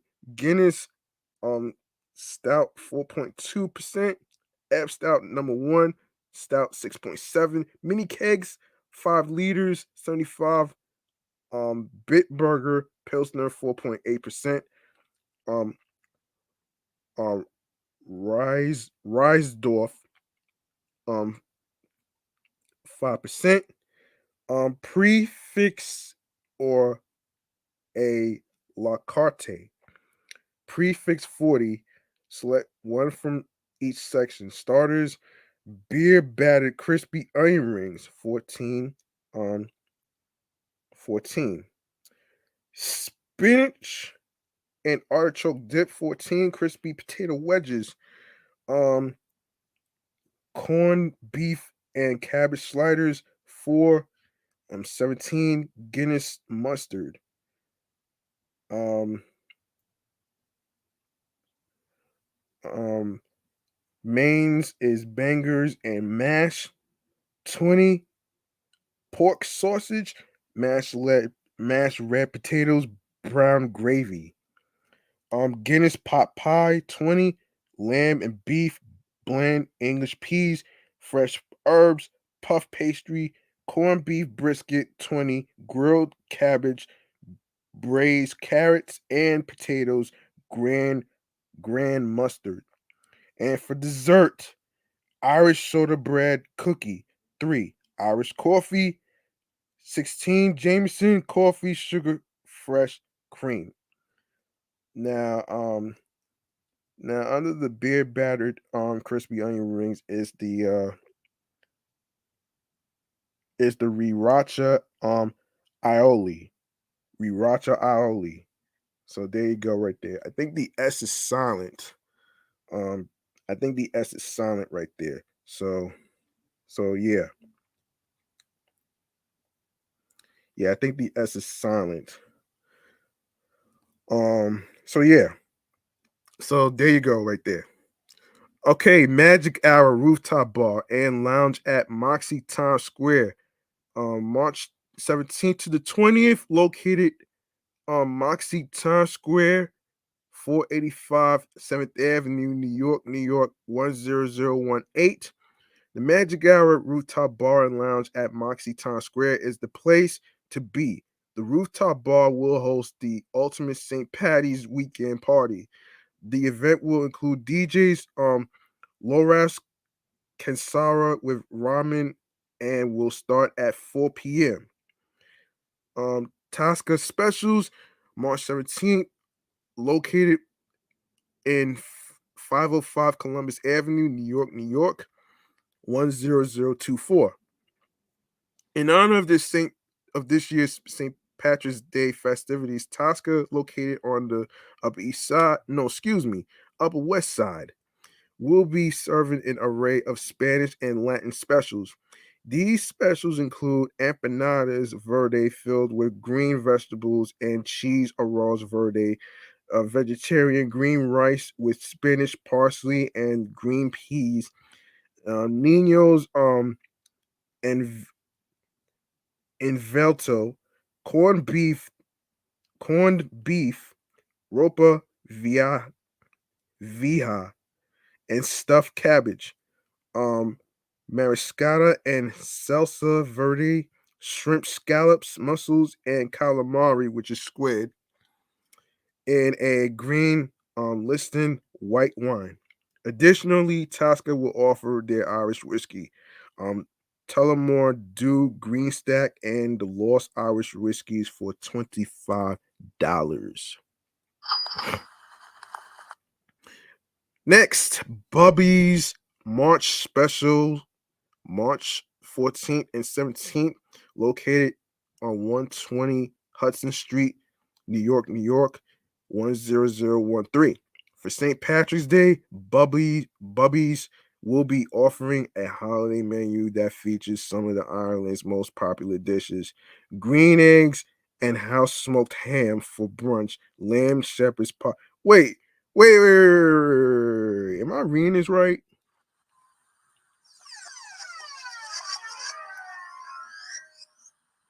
Wait, hold on. Green eggs and ham? Wow. Just like the book.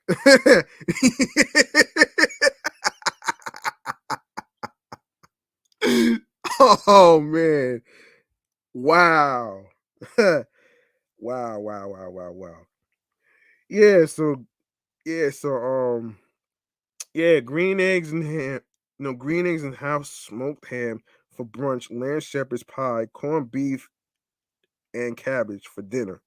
In celebration of Pie Day of the 14th, Bubby's will be serving a homemade slice of pie with various flavors, including double crust apple, sour cherry, peanut butter, chocolate, and ben banoffee. Banoffee. Oh wow, this is pretty good, man. Yummy.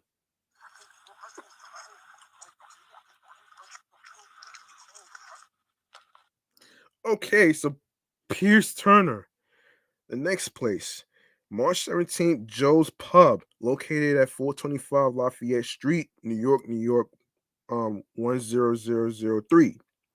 Irish performer Pierce Turner just released his new album, Terrible Good, working on this album with a fellow New York City based Irish artist, Jerry Leonard, created this Irish rock album.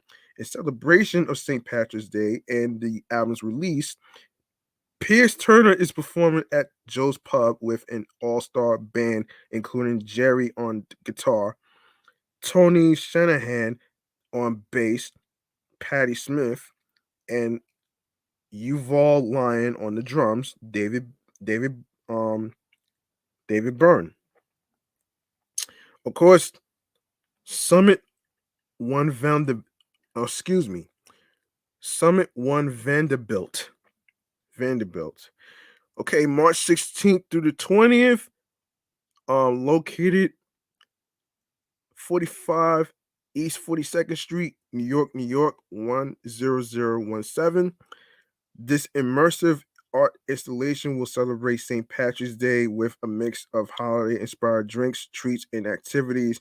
There will be a shamrock scavenger hunt that will include 10 to 15 shamrocks hidden throughout the exhibit. The winners will claim prizes such as gift cards to Summit's retail shop, tickets to experience Summit at sunrise, and more. Over the holiday weekend, Summit will provide an experience for visitors that can appreciate the Irish influenced treats and activities. Celebrate St. Patrick's Day all week long at um Lawley Beer Garden. Oh, yeah, Lawley Beer Garden. So March 14th through the 20th, um Laurely, located at 7 Rivington Street, New York, 10002. Lowry Beer Garden will be celebrating St. Patrick's Day all week long. This Lower East Side favorite will be offering green beers and Guinness pints, plus green frozen margaritas, sporting leprechaun hats, and Jameson Irish coffees. Um, it opens for on Tuesdays, 5 to 10 p.m. Wednesdays, Thursdays, 5 to 7 p.m. Weekends, 12 to 4 p.m. And Sunday, 7 to 10 p.m. Now, one more thing I need to actually get to is the roller rink at Rockefeller Center. Yes, the roller rink. The roller rink right here. Um, All right, the roller rink. Yeah, we're gonna get it. We're gonna get into this right there. Um. All right, so grab your skates. A new roller rink is opening at the rink at Rockefeller Center this spring, which is this year. Created in partnership with Tishman Speyer and Flippers Boogie Palace.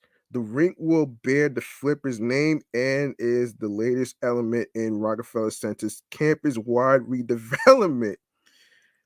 This rink is being revived by Liberty Ross, daughter of Ian Flipper Ross, who ran the original legendary cultural hotspot of the late 70s and early 80s. Flippers will open to the public on April 15th and run through October 2022. This is the first time since 1940 that the Rockefeller Center rink will feature roller skating in the warmer months. Roller skating at Rockefeller Center will be a quint, quintessential, es- no, excuse me, quintessentially New York moment, said Ross Speyer, CEO of Tishman Speyer. We are thrilled to welcome Flippers as a partner in transforming the rink level at the center and can't wait to see everyone out there.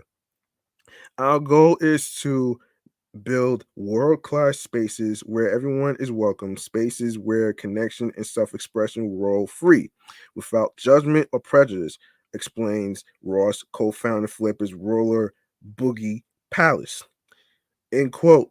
It's my hope to support the amazing roller skating community and the future of the sport while welcoming the curious to the freedom and fun that is roller skating. Flippers is and always has been a place for individuality, experimentation, joy, and respect. The original Flippers Roller Boogie Palace was a family run business in West Hollywood, Los Angeles, that served as a mecca for uninhibited fun for those who love roller skating. Flippers Roller Boogie Palace returns to New York City with the mission of uniting people through the joy of roller skating. The addition to Flipper's Roller Boogie Palace is the latest in Rockefeller Center's renovations.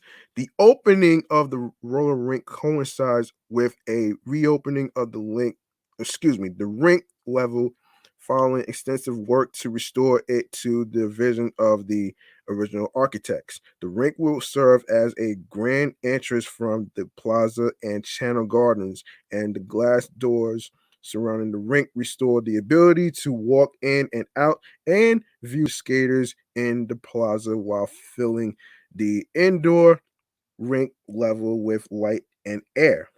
Flipper's Roller Boogie Palace will be smaller than the traditional ice skating rink, which allows more room for the public to watch the skaters, and the Sunken Plaza serve as a gathering space with tables, chairs, and green spaces. Flipper's Roller Boogie Palace at the rink at Rockefeller Center will be open from 10 a.m. to 10 p.m.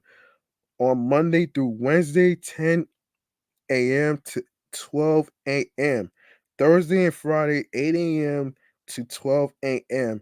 on Saturdays, and 8 p no, excuse me, 8 a.m. to 10 p.m. on Sundays. Tickets start at $20 for adults and $12 for children under 15, not including skate rentals. To purchase tickets, you can visit the website at Flippers World. All right. Let me make some noise for this shit, man. This is actually a good look. This is actually a good look for Manhattan in New York City, though, man. A roller skating rink. That's a good look right there. Let's make some noise for that.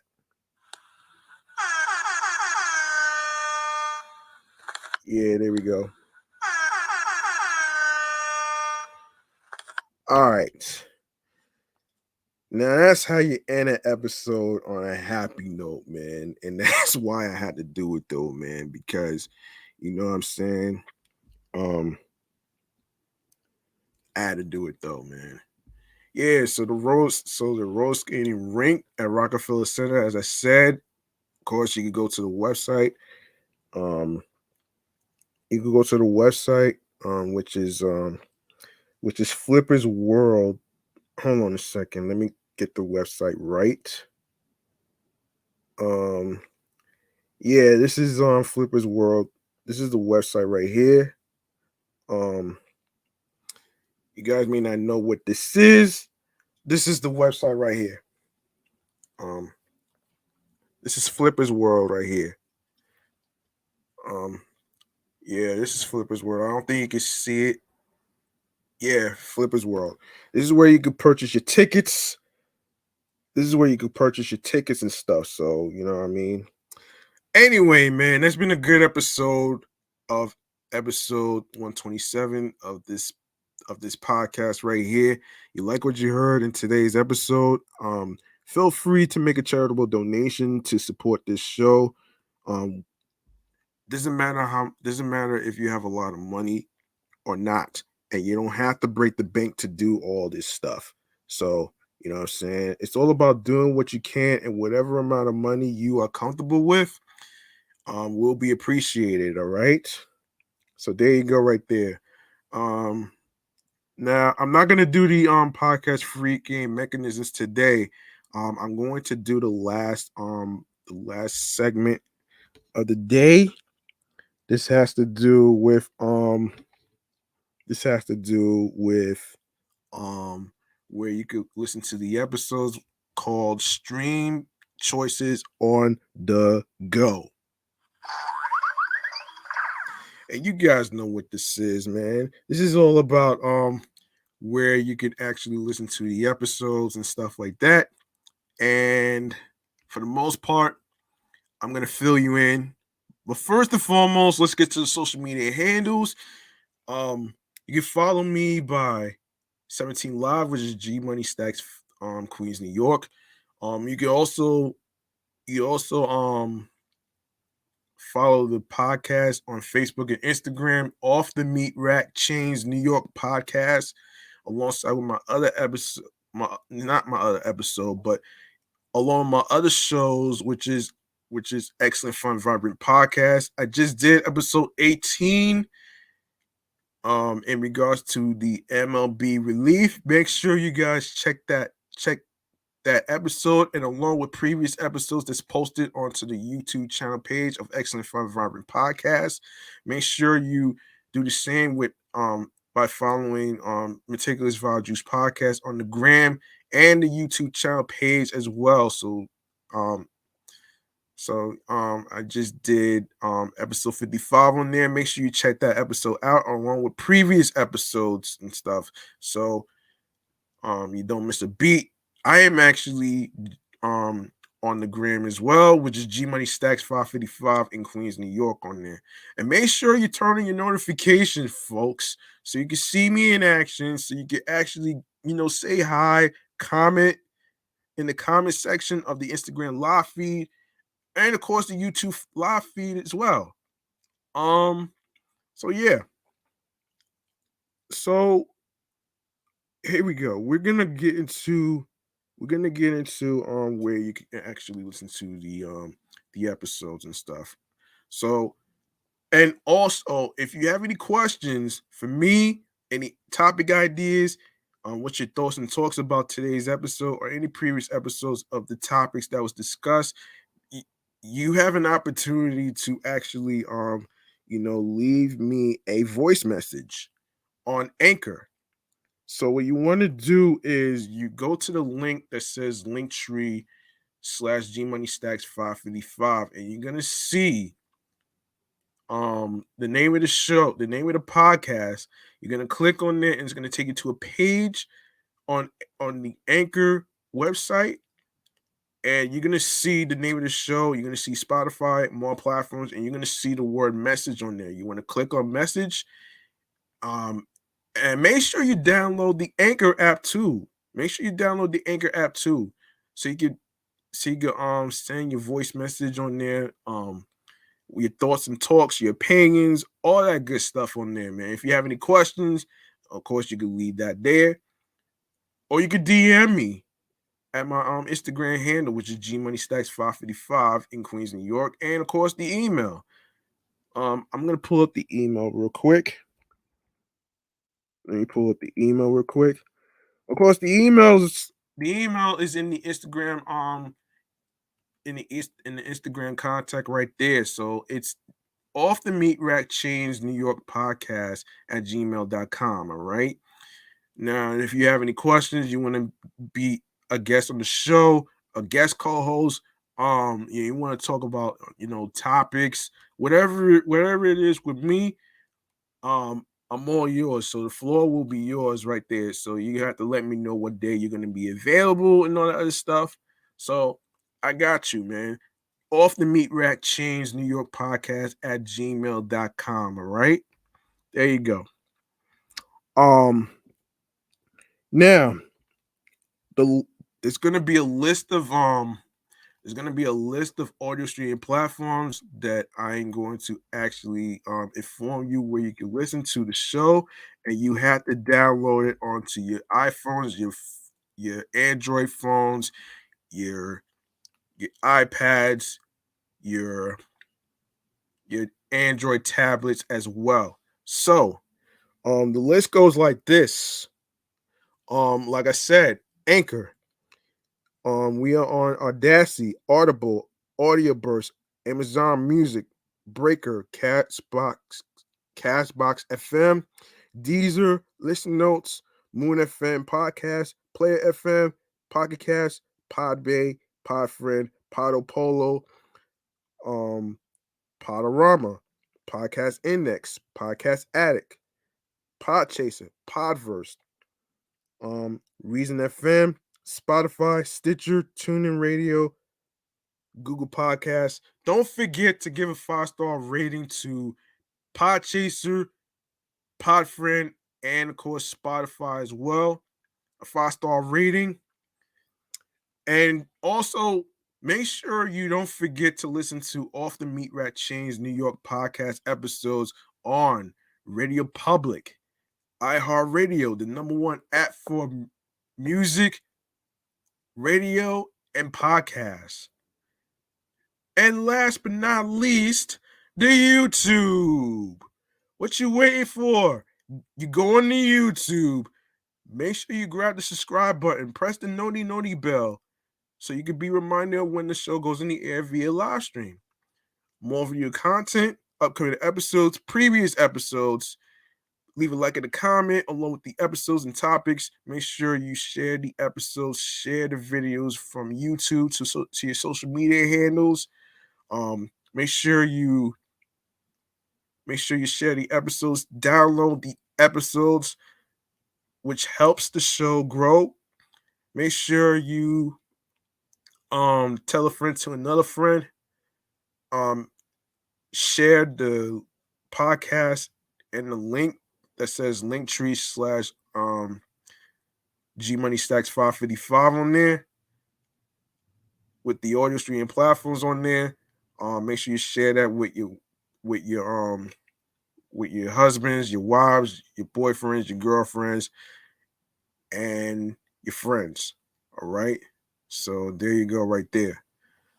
Now, this has been an excellent, excellent, excellent episode of 127 of Off the Meat Rack Chainz New York podcast, man. That's gonna do it for me, man. I'm G Money Stacks. Thank you very much for tuning in and rocking with me on this episode right here. I hope you guys got the information of some fun activities for you to do this week, including the St. Patty's Day parade and the other places that I just mentioned. If you missed the locations in Manhattan, like the roller skating rink and other places that I just mentioned, you can listen to this podcast after this recording, all right? So, remember, hard work and the grind does not stop, all right? Go for your goals and dreams. Make sure you don't let anybody stop you, and make sure you do what makes you happy in the long run, right? Um, and you know what? Don't worry about anybody that don't like the name of the name of your podcast and all the other stuff that they can't make sense of anything. So it doesn't matter. It's all about what matters to you on the inside, mentally, physically, and spiritually. So there you go, right there. So follow your dreams, follow your goals and dreams, and hard work and the grind doesn't stop. Will pay off. All right. So thank you very much for listening and rocking with me. I'll see you guys in the next episode. Peace and one love. Be careful out there. Be safe out there. And have yourselves a good night.